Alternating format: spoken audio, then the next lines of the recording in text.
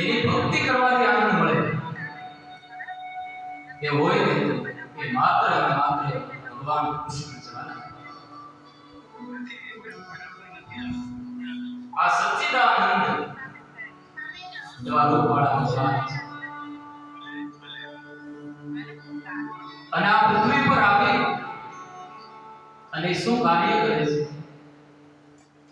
વિશ્વોત્પત્તિ આદિ હેત આખા વિશ્વની ઉત્પત્તિ કરે છે, પાલન પોષણ કરે છે, અને સમય આવે ને ત્યારે આ જગતનો વિનાશ.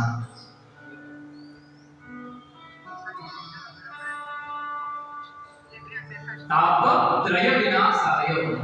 તાપને ગુજરાતીની અંદર કહીએ ને તો એને દુઃખ કહેવાય. ત્રય એટલે ત્રણ. તે ત્રણ પ્રકારના દુઃખનો નાશ કરે. મુખ્ય જીવનની અંદર મોટા ત્રણ દુઃખ હોય છે: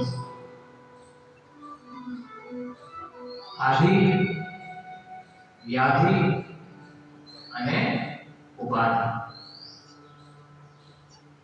આદિ દૈવિક દુઃખ, આદિ ભૌતિક દુઃખ અને આધ્યાત્મિક.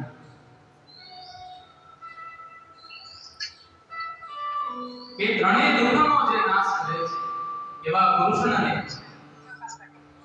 વયમ એ અમે બધા નમસ્કાર કરીએ છીએ. ઋષિ મુનિઓની પણ આ ભાષા તો હું નમસ્કાર નથી કરતો, અમે બધા એવા પરમાત્માને નમસ્કાર કરીએ છીએ.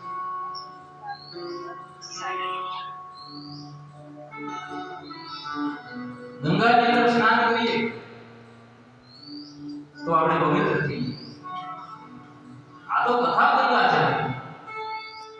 એ ગંગા તમારા શરીરને પવિત્ર કરે, જ્યારે આ કથા ગંગા છે ને એ તમારા મનને પવિત્ર કરે છે. આ મનની અંદર જન્મો જન્મના પાપ રહેલા છે. આપણે તો ખબર નથી કે આપણા કેટલા જન્મ થઈ ગયા. આપણે તો આ જન્મની ખબર હોય અને હાલું છે ભલા એ બધું યાદ નથી. પાસેથી દેખાડો એ બધું યાદ આવે ને તો આપણે નથી વિશે. કારણ ગયા જન્મમાં આપણે ક્યાં કર્મ કર્યા, કોની હારે મિત્રતા કરી, કોની હારે બગાડ્યું, બધું યાદ હોય ને આ જન્મ આપણે એનો ભેગ નહીં. પહેલા જન્મમાં ગયું હતું ને હવે મારું. પણ આ દયાળુ કેટલા છે ઘરમાં, ભોગવવું પડે પણ યાદ ના રહે. એ સારું હોય કે ખરાબ હોય અવશ્ય ને ભોગ કરવો. એતો ધર્મ સુભાષ